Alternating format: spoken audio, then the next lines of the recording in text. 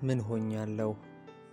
ምዕራፍ 4 ክፍል 14 የመቆጣጠር ወይም ፈላጭ ቆራጭ የመሆን ሱስ። ብዙ ሰዎች የማይረዱት ሌሎችን የመቆጣጠርና የፈላጭ ቆራጭነት ሱስ መኖሩን ነው።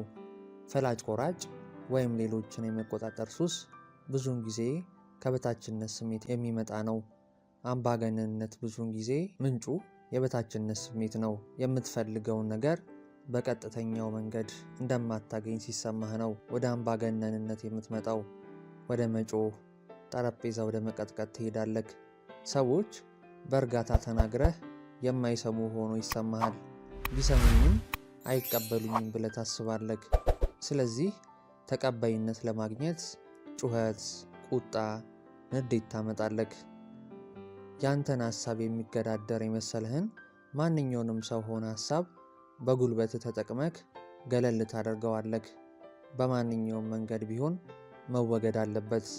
እነዚህ ሰዎች ደህንነት አይሰማቸውም። በውስጥ ያለውን የበታችነት ስሜት ለማሸነፍ ኃይለኛ ጉልበት መጠቀምና ከፍተኛ በራስ የመተማመን ስሜት እንዳላቸው አድርገው ማሳየት አለባቸው። ሌሎችን የመቆጣጠር ረሃብ አለባቸው።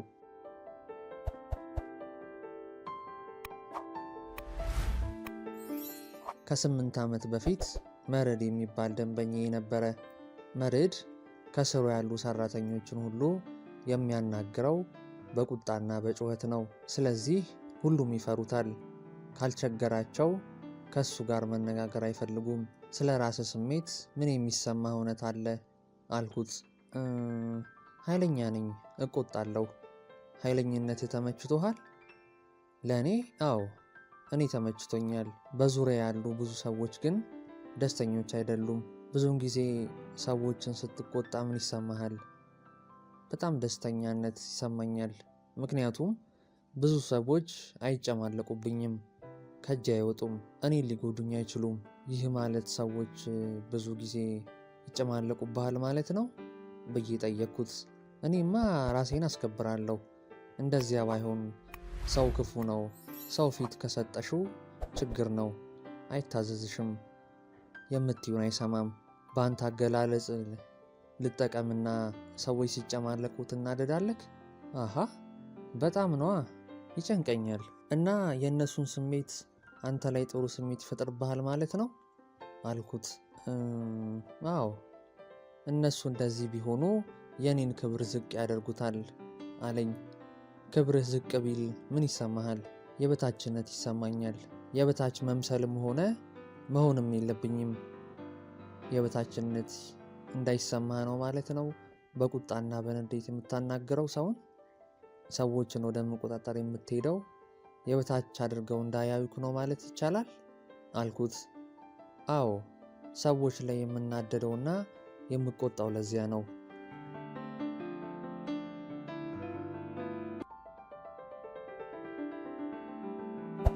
ወደ መርድ ልጅነት ስንሄድ በልጅነቱ በወንድ ወሲባዊ ጥቃት ተፈጽሞበታል። ኃይሉን ተነጥቆ ነው ያደገው ማለት ነው። ከፍ እያለ ሲመጣ በወሲባዊ ጥቃት ሳቢያ የሚሰማውን የበታችነት ስሜት ለማጥፋት ቁጣና ተናዳጅ እየሆነ መጣ። በውስጡ ለራሱ ያለው ስሜት ዝቅ እያለ ስለሆነ ሰዎች ሁሉ ዝቅ አድርገው የሚያዩት ይመስለዋል። ይህን ስሜት ቀድሞ ለመከላከል ራሱን ማሳየት አለበት። መደፈር በወንድም ይሁን በሴት የሚያመጣው ዋናው ችግር ኃይልን መነጠቅ ነው። አልፈልግም የማለት አቅምህን መነጠቅ ከባድ ችግር ነው። መርድ ወደኛ ቢሮ ሲመጣ እንግዳ ተቀባዮቹ ይፈሩታል። በጣም ኮስታራ ነው፣ ይቆጣል። 5 ደቂቃ ካረፈድኩ እንኳን በጣም ይቆጣል። ከሌላ ደንበኛዬ ጋር ሆኜ እንኳን ቢሆን እንግዳ ተቀባዮቹ እንዲጠሩኝ በቁጣ ነው የሚያናግረው። የምክክር ክፍሉ ውስጥ ስንሆን ከማንኛውም ደንበኛ ጋር ብሆን በር ዘግተን ነው የምንነጋገረው። እንግዳ ተቀባዮቹ መርድን ከመፍራታቸው የተነሳ ቲጂ፣ በእርግጥ ስራውን የምታውቂው አንቺ ነሽ፣ ቢቻል ከሱ ጋር ስትነጋገሪ በሩን ገርበብ ብታደርጊው ብለውኛል። መርድ የዚህን ያህል ነው ሌሎች ላይ ፈላጭ ቆራጭ የሚሆነው። አንዳንድ ሰዎች የመመገብ ሱሰኛ ይሆናሉ። አንዳንዶቹ የመግዛት ሱሰኛ ይሆናሉ። የመጠጥ ሱሰኞችም አሉ። መርዕድ ደግሞ የኃይል ሱሰኛ ነው። ከመስሪያ ቤት ውስጥ ትልቅ የኃላፊነት ቦታ ላይ ነው ያለው። በመስሪያ ቤት ውስጥ አይሞትም እንዴ ተብዬ ያውቃለሁ። መኪና በገጨው በለቀቀበት ብለውኝ ያውቃሉ። አንዲት ሰራተኛ አጥፍታ ልጆች አሉኝ፣ ልጆቼን የማሳድግበት ሌላ ምንም ገቢ የለኝም ብላ እያለቀሰች ከስራ አባርሪያታለሁ አለኝ። መርዕድ በምክክር አገልግሎቱ ከተለወጠ በኋላ በፊት አደርጋቸው በነበሩ ነገሮች ሁሉ አፍራለሁ። ለካስ የአእምሮ ቁስለት ነው እንደዚህ የሚያደርገኝ ብሎኛል። እነዚህን ሰዎች የሥራ ባልደረቦቻቸው ወይም ወዳጆቻቸው ይፈሯቸዋል፣ ይጠሏቸዋልም። ማንም ከእነሱ ጋር መወዳጀት አይፈልግም ግድ ካልሆነበት በስተቀር። የሚያሳዝነው ነገር ደግሞ እጅግ በጣም ጥቂቶች ካልሆኑ እነዚህ ሰዎች ችግር ውስጥ መሆናቸውን፣ እነሱ ራሳቸው እየተሰቃዩ መሆኑን ማንም አይረዳቸውም። ስለ አንድ ደንበኛ አባት ልንገርግ።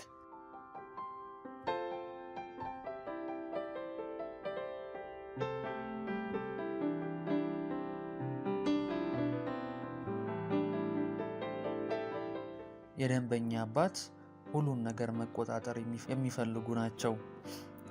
ትምህርቷን፣ ባህሪዋን፣ ፍላጎቷን፣ መብቷንም ሳይቀር። ቤታችን ውስጥ አባቴ ለምን እንደሆነ ባይገባኝም ከኔ ይልቅ ለወንድሜ ጫማ ገዝቶለት ይመጣል። እድሜ ገና ትንሽ ነበረ፣ 9 ዓመቴ ነበረ። በጣም ስለከፋኝ አባቴን ለምን እንዳልገዛልኝ ጠየቅኩት። መጠየቄ አባቴን አበሳጨው። ፊቱ ላይ ያየሁትን ንዴት ዛሬም ድረስ በጭራሽ አልረሳውም። አባቴም ራስ ወዳድ መሆኔንና ምንም እንኳን ለእኔ ባይገዛልኝም መቅናት እንደሌለብኝ ነገረኝ። የመጠየቅ መብት እንደሌለኝ ደጋግሞ ነገረኝ። በዚህም አላበቃም። ለ3 ወራት ያህል ጊዜ ዘጋኝ። ከዚህን ቀን ጀምሮ ለእኔስ ማለት አቆምኩ። የደንበኛ አባት ሀሳቧን ብቻ ሳይሆን ከሰዎች ጋር ያላትን ግንኙነት ይቆጣጠሩታል። አንድ ቀን ከጓደኛዬ ጋር ትምህርት ቤት እየተጫወትኩኝ አባቴ ሊወስደኝ መጣ። በሰዓቱ እኔ ጓደኛዬ በሰጠችኝ ገመድ እየተጫወትኩ ነበር። አባቴ ሲመለከተኝ በሰው ገመድ እየተጫወትኩ ነው። ፊቱ በንዴት ተለዋወጠና ጥሎኝ ከትምህርት ቤት ወጣ። እኔም በድንጋጤ ቦርሴን ይዤ ተከተልኩት። የሆነውን ማመን አልቻልኩም። አባቴ መኪናውን አስነስቶ መሄድ ጀመረ። አስበው፣ እኔ ትንሽ ልጅ ነኝ፣ መሮጥ እንኳን አልችልም። ብቻ እያለቀስኩኝና የአባቴን ስም እየጠራሁኝ መሮጥ ቀጠልኩ። ሰው ሁሉ ጉድ አለ። በመጨረሻም አንዲት ሴት ናት ተቆጥታ ያስቆመችኝ። ግን ለምን ይህን እንዳደረኩ ታውቂያለሽ? አላውቅም። በሰው ገመድ ስጫወት ስላገኘኝ ነው። አባቴ ማለት ይህ ነው። እሱ እንደሚለው ከሆነ ከመጫወቴ በፊት ማሳወቅ አለብኝ። አሁን አባቴን ከየት አግኝቸው ነው ጓደኛዬ ስለሰጠችኝ ገመድ የምነግረው? አባቴ ማለት በየትኛውም ቦታ ላይ የማደርገውን መቆጣጠር የሚፈልግ ሰው ነው።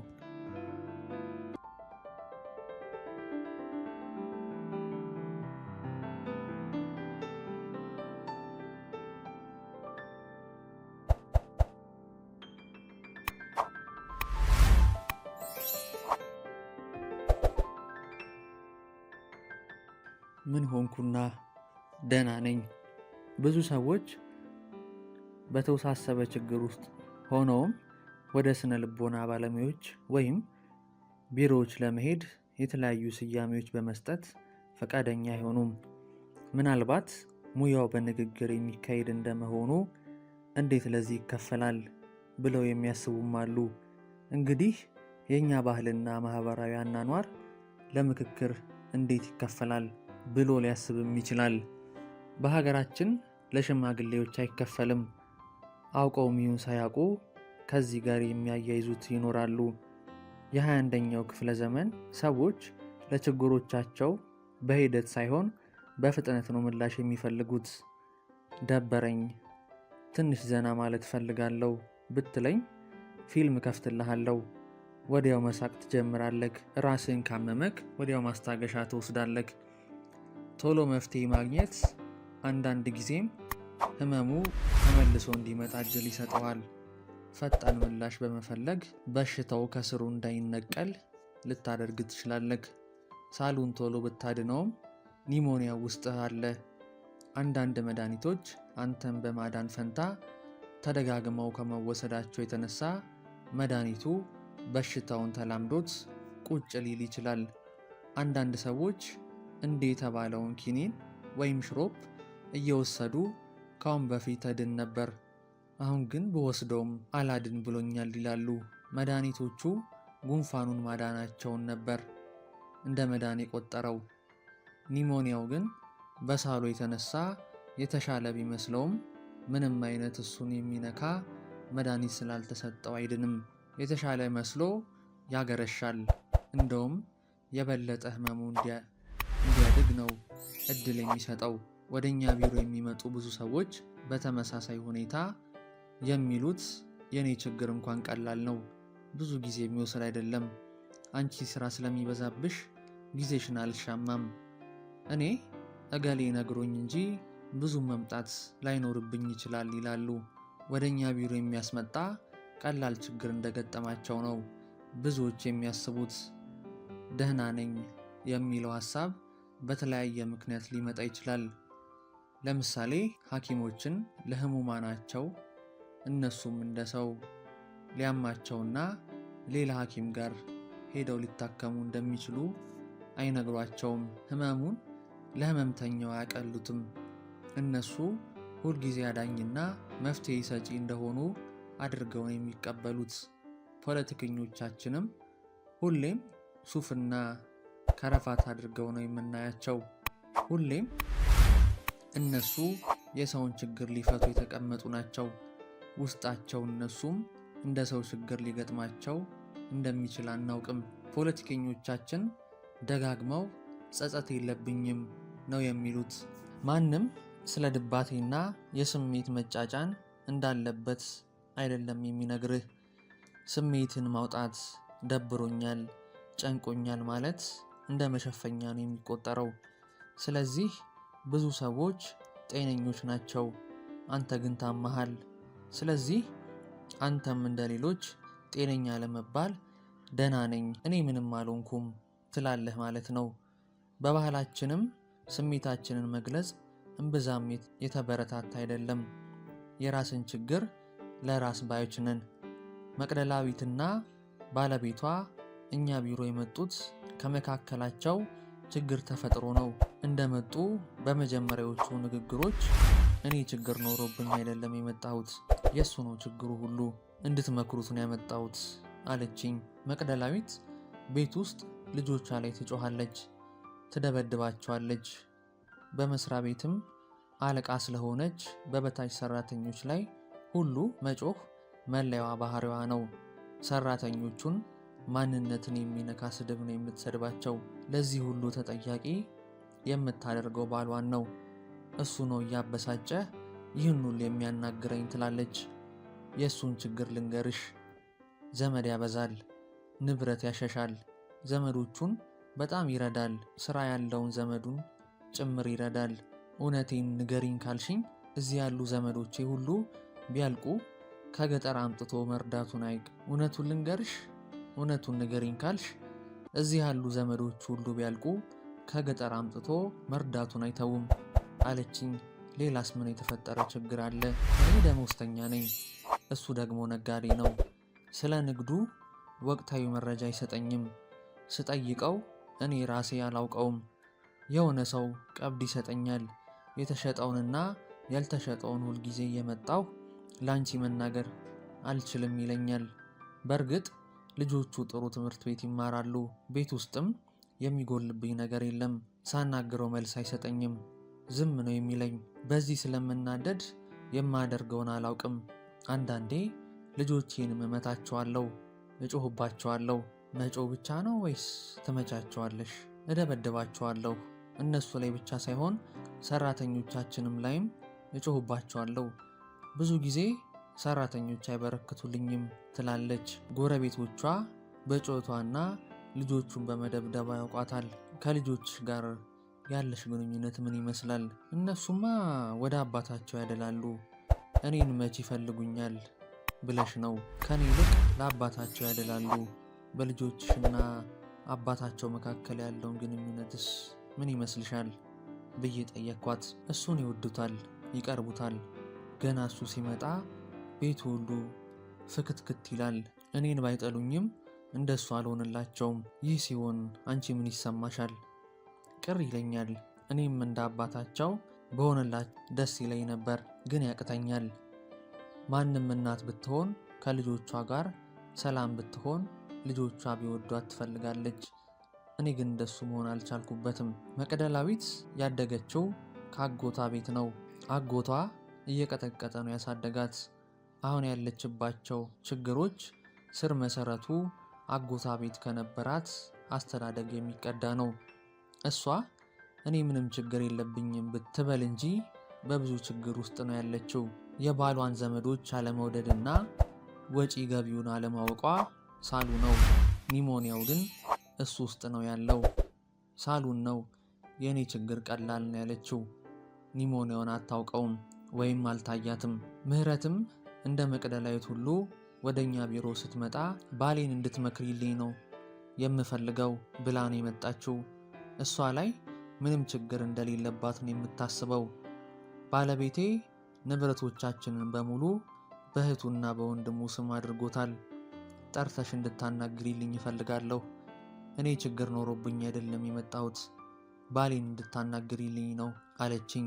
ከባድ የችግር ጊዜ ያሳለፍሽ ይመስለኛል። እውነትሽን ነው፣ ከባድ የችግር ጊዜ ያሳልፌያለሁ።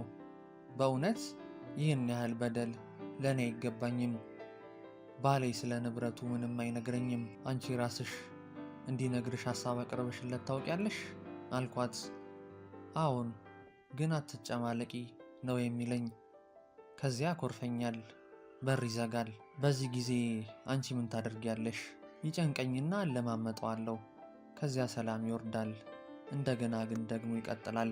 መቼ ነው ይህን ባህሪ የጀመረው? ድሮ ነው ስንጋባ ጀምሮ። ምህረት ባለቤቴ ንብረት ያሸሻል ያለችው ተጠራጣሪ ወይም ፈጠራ አይደለም። ባሏ ያለችውን አድርጎታል። የሌለ ነገር አይደለም የተናገረችው። የእሷ ችግር አዛይነቷ ነው። ባሏ በእርግጥም ያለችውን አድርጎታል። የሌለ ነገር አይደለም የተናገረችው። የእሷ ችግር አዛይነቷ ነው። ባሏ በተደጋጋሚ ጊዜ ቢያጠፋም በተደጋጋሚ ጊዜ ጥፋቱን በጸጋ ትቀበላለች፣ ታሳልፈዋለች። ምህረት በደረሰባት ስነ ልቦናዊ ጥቃት አዛይ ሆናለች ማለት ነው። ተጠቂዎች ሁል ጊዜ ጥገኛና አቅመቢስ ናቸው። ለሚፈጠረው ችግር ሁሉ ኃላፊነት አይወስዱም። ስህተቱን ሌላ ሰው ላይ ማላከክ የእነሱ መለያ ነው። ሁሌም ለእነሱ አጥፊና ተሳሳቹ ሌላ ሰው ነው። በአንቺ ስም ምንም ንብረት የለም ብዬ ጠየኳት። የለም፣ የተጋባን ጊዜ ቤት ገዝቶ በስምሽ ይሁን ሲለኝ እኔ ችግር የለም ባንተ ስም ይሁን አልኩት። ከዚያም በኋላ ስለሚያኮርፍ እያልኩ እፈቅድለታለሁ አለችኝ። አዛዮች ድንገት ደግሞ ይቆጣሉ፣ ፈላጭ ቆራጭ ይሆናሉ። ምህረትም የሆነችው እንደዚሁ ነው። ከአዛይነት ወደ ፈላጭ ቆራጭነት ተለውጣለች ማለት ነው። ከተሸካሚነት ባንዴ ወደ ወሳኝነት ተቀይራለች። ይህ ሲሆን ደግሞ ጥሩ አይመጣም። ምክንያቱም ታዛዩ ከታዘለበት መውረድ አይፈልግም። እሷም ለጥቂት ጊዜ እንጂ የምትቀጥለው ባዛይነቷ ነው። ፈላጭ ቆራጭ ሆና አትቀጥልም፣ ወደ ቦታዋ ትመለሳለች። ሂደቱ እንደዚያ ነው። ምህረት ላይ አብረን መስራት ጀመርን። የሰራነው ንብረቱን ማዞር አይደለም። የልጅነት አእምሮ ቁስለቷ ላይ ነው የሰራነው። የልጅነት አእምሮ ቁስለት አጋጥሟታል። ትኩረት እየተሰጣት አይደለም ያደገችው፣ ጥገኛ ሆና ነው ያደገችው። ባሏ ደግሞ ትክክለኛ ፈላጭ ቆራጭ ሆኖ ነው ያደገው። ብዙውን ጊዜ አጥቂና ተጠቂ፣ አዛይና ታዛይ ይሳሳባሉ። ይህ በተደጋጋሚ የሚያጋጥም ነው።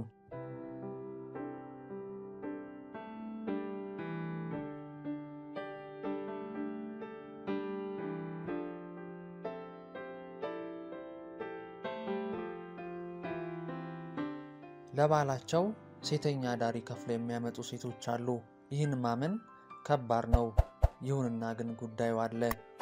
ይቺ ሴት ይህን የምታደርገው ባሏ እንዲደሰት በማሰብ ነው የሚል ጥያቄ መነሳቱ አይቀርም። ከባሏ መደሰትና አለመደሰት ጋር አይደለም የእሷ ጉዳይ። ተጠቂዎች ኃይላቸውን ነው የተቀሙት። አቅም የላቸውም። አቅም ስለሌላቸው የማሰብ፣ የመምረጥ፣ የመጠየቅ መብትህን አሳልፈ ትሰጣለህ። ስለዚህ ታዛኝ ትሆናለህ። ያዘለ ሰው እንዲያወርድህ የሚፈልገውን ሁሉ ማድረግ አለብህ። ምህረት ለራሷ ያላት ግምት እጅግ የወረደ ነው። ራሷን አትወድም። ራሷን ሳትወድ ነው ደግሞ ባሏ እንዲወዳት የምትፈልገው። ከብዙ ወራት የምክክር አገልግሎት በኋላ ምህረት አሁን ላይ ሴት ናት። ቤቷ ተቀይሯል። በቤተሰብ ውስጥ አንዱን ወገን ብቻ ማከም ለውጥ አያመጣም። ባሏን ማምጣት ነበር። ባሏም መጣና ተነጋገርን። አሁን በጣም ሰላማዊ ኑሮ ይኖራሉ። የተወሰነ ንብረቶችን በስሟ አዘዋወረላት። የእሷ አይምሮ ሲቀየር ሁሉም ነገር ተቀየረ።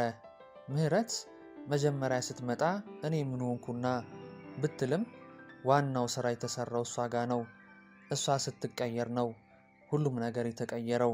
አንዲት ሀገር ራሷን ከባዕዳን ጥቃት ከምትከላከልበት መከላከያ ሰራዊት እንዳላት ሁሉ እኛም በግለሰብ ደረጃ ራሳችንን የምንከላከልበት የመከላከያ ስልት አለን።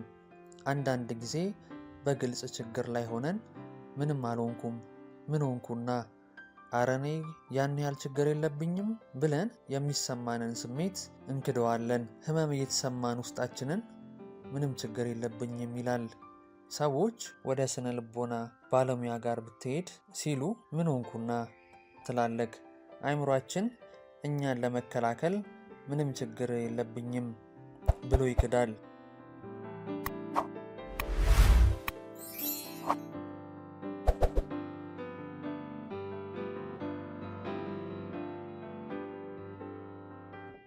ከ5 ዓመት በፊት የባልና ሚስት ጉዳይ ይመለከት ነበር። ባልና ሚስት በመሃላቸው ያሉ ችግሮች ብዙ ሆነው ዋናው ግን ከትዳሩ ውጪ ሌላ ሴት አስቀምጧል የሚል ነበር። ሰውየውም ይህን አልካደም። ለብቼ ሲያስረዳኝ ለቤተሰቤ ባለ 4 ፎቅ ቤት ገዝቻለሁ። ሚስቴ መኪና አላት። ካሉን 3 ልጆች ለሁለቱም መኪና ገዝቼላቸዋለሁ። አንዷን ልጄን አሜሪካ ሀገር ኮሌጅ እያስተማርኳት ነው። ባንክ በቂ ገንዘብ አስቀምጬላቸዋለሁ። ሚስቴ ከፈለገች ለመዝናናት አሜሪካም አውሮፓም መሄድ ትችላለች።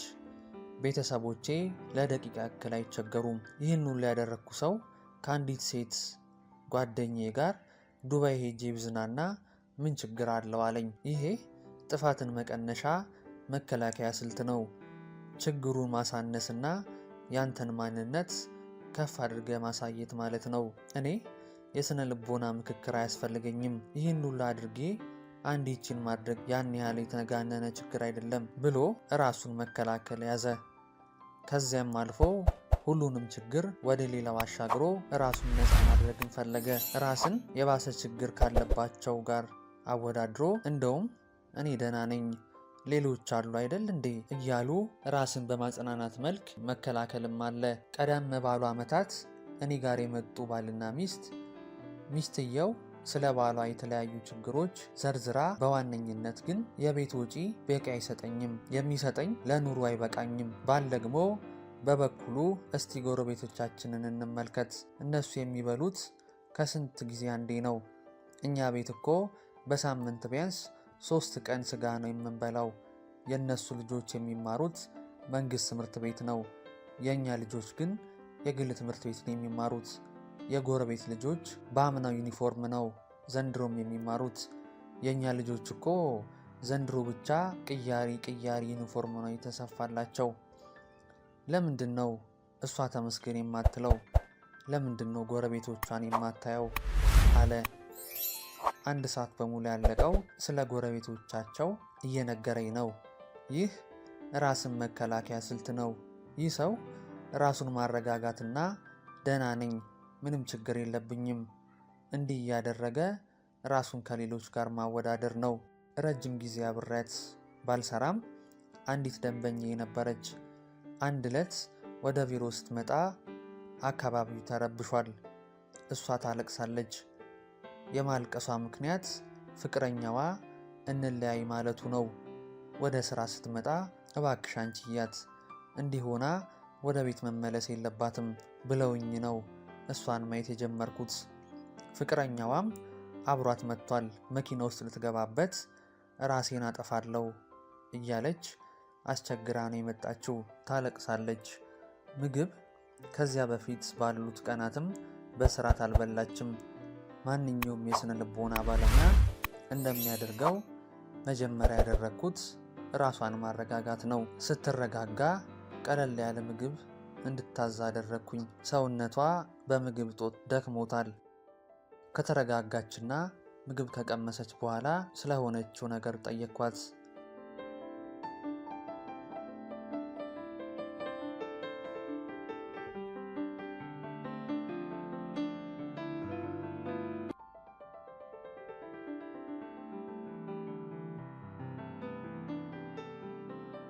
እኔን ሳይሆን እሱን ነው ማናገር ያለብሽ።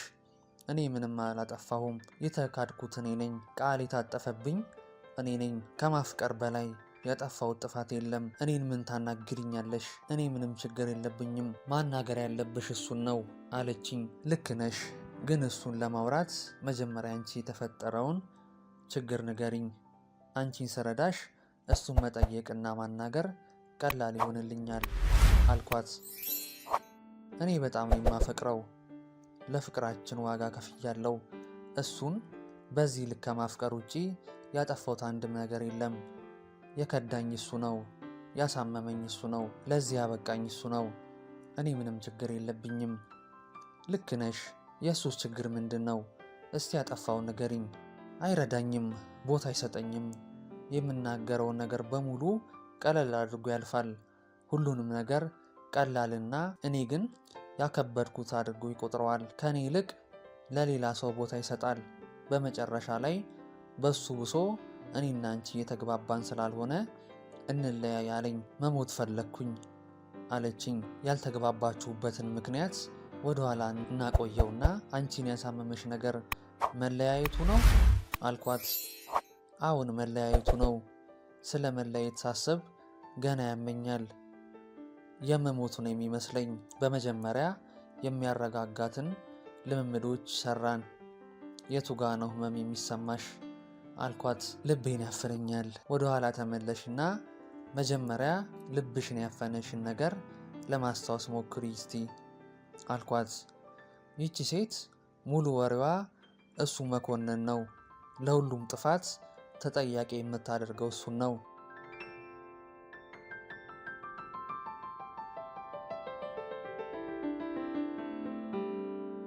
ቲጂ እኔን ማናገር አያስፈልግሽም። አሁን እኔን ካናገርሽኝ በኋላ እሱን ታናግረዋለሽ ነው የምትለው ደጋግማ። እሱ እንዳናግረው ብቻ ነው ፍላጎቷ። እሷ ዘንድ ምንም አይነት ችግር እንደሌለ እርግጠኛ ናት። ጥያቄዋ ሁሉ እሷን ትቼ እሱን እንዳናግር ነው። ይቺ ደንበኛዬ ወደ ኋላ ተመልሳ ስታስታውስ የ11 ዓመት ገደማ ልጅ ሆና ትምህርት ቤት ያሉ ጓደኞቿ አግልለዋት አናጫውትም ብለዋት ብቻዋን የምትቀመጥ ልጅ ነበረች። አንፈልግሽም የተባለች ልጅ ነበረች። እሱም አልፈልግሽም ነው ያላት። ይህን ካወራንና ከተመካከረን በኋላ ልጅነቴ በጭራሽ እኔ ጋር ይመጣል ብዬ አስቤ አላውቅም ነው ያለችኝ። እዚያ ከፍቅረኛዋ ሳይሆን ይበልጡኑ ከእሷ ጋር መስራት እንዳለብን ተማመንን። በመጨረሻ አዎ ቲጂ፣ የምክክር አገልግሎቱ እንደውም ለእኔ ነው የሚያስፈልገኝ አለች። ወደ ኋላ ስንሄድ ልጅነቷን ነው ያገኘነው። ወደ ኋላ እስቲ አስታውሺ፣ ምንድን የሚሰማሽ አልኳት። ትንሽ ልጅ ትታየኛለች። ምን አይነት ናት? ስንት ዓመቷ ነው? 11 ዓመቷ ነው። ምን ሆናለች? ፈርታለች። ለብቻዋ ነው የተቀመጠችው። በአንቺ አማካኝነት ላውራት ፈቃደኛ ትሆኛለሽ አልኳት።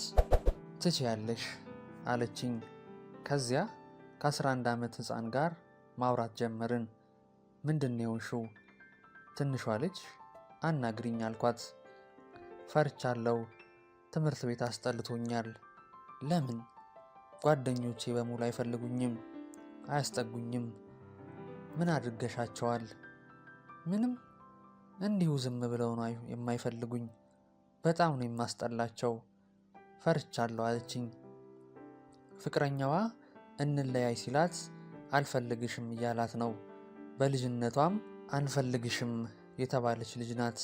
የዚያን ዕለት የተሰራው ዋና ስራ ጉዳይ አለኝ፣ ልጅነቴ ላይ ጉዳይ አለኝ፣ ምክክሩ ለእኔ ያስፈልገኛል ብላ እንድታምን ማድረግ ነው።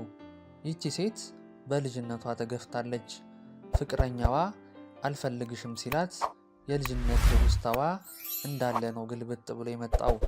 እሷ መጀመሪያ የሁሉ ነገር ተጠያቂና አልፈልግሽም ያላት ፍቅረኛዋ እንደሆነ ነው የተረዳችው።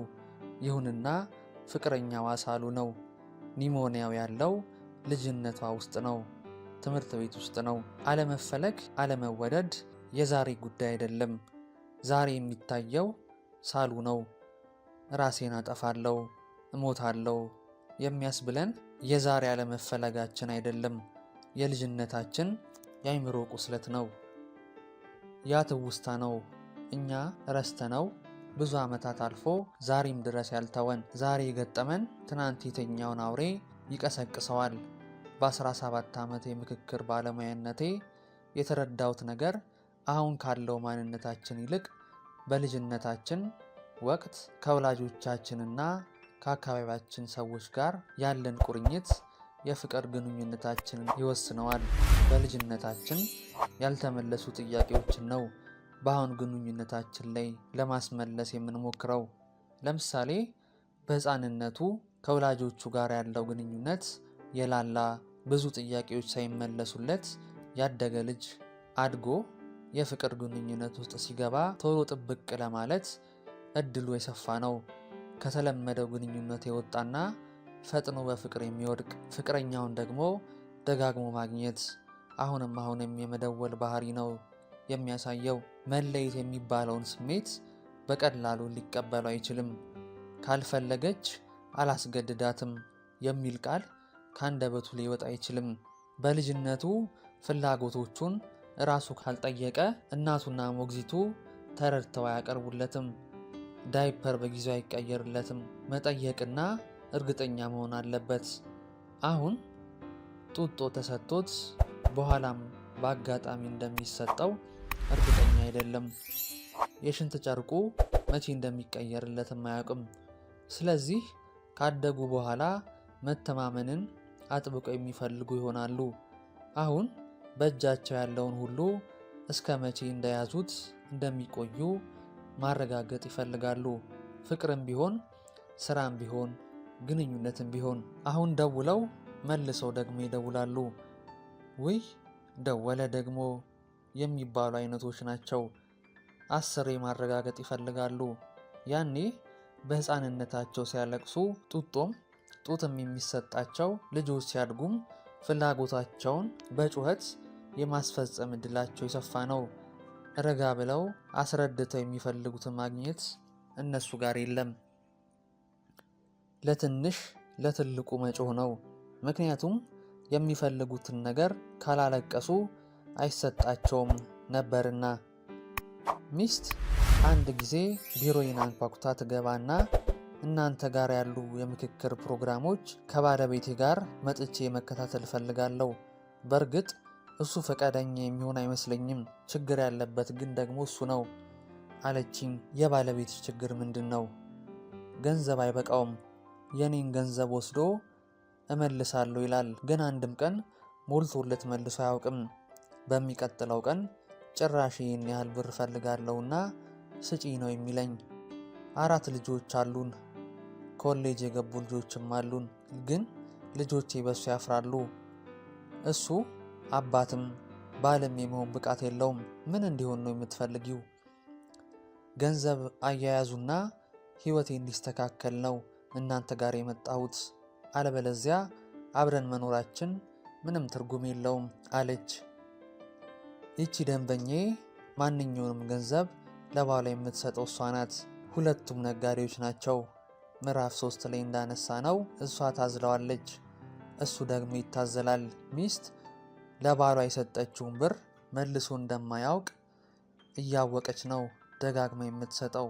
ሚስት እስካዘለችውና እስከተሸከመችው ድረስ ባል ገንዘብ መውሰዱን አያቋርጥም። እሷ መታዘልን አመቻችታለታለች። ብር ሲፈልግ በጊዜ ቤት ይገባል፣ ይተክዛል። ምን እንደሆነ ስትጠይቀው ይነጫነጫል። ትንሽ ታሻሻውና ለፕሮጀክት ስራ ብር እንዳነሰው እየተቀለሰለሰ ይነግራታል። እሺ በቃ ራትን ብላ እኔ እሰጥሃለሁ ትለዋለች። ከዚያ መነቃቃት ይጀምራል። ብሩን ትሰጠዋለች። ባል ይህን ለምዶታል። ሚስትም እራሷ በዚሁ መልኩ ባሏን ማረጋጋቱን ለምደዋለች። ወይም ሚስት ባሏን መታዘልን አስለምደዋለች። ይታዘላል፣ እሷም ታዝለዋለች።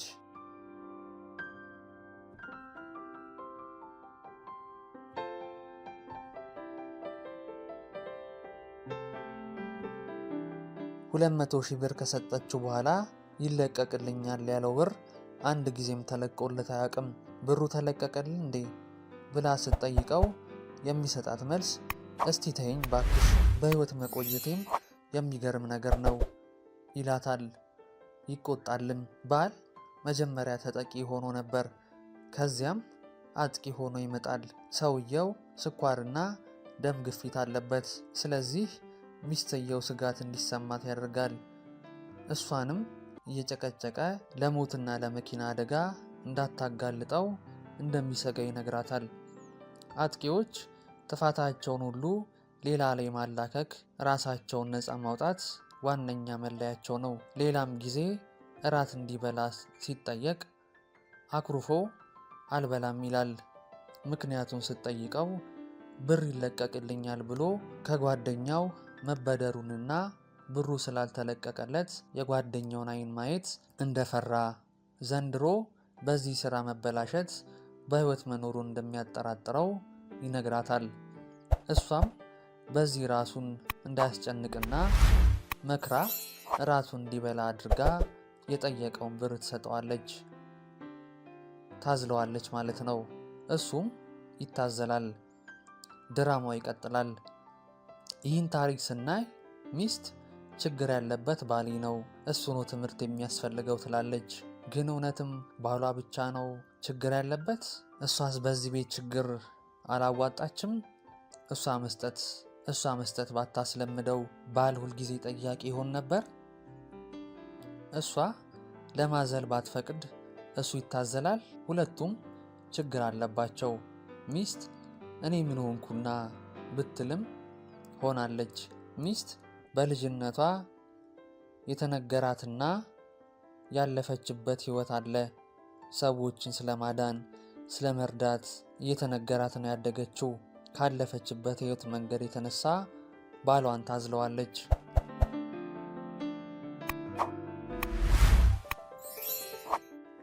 ክፍል 15 ይቀጥላል።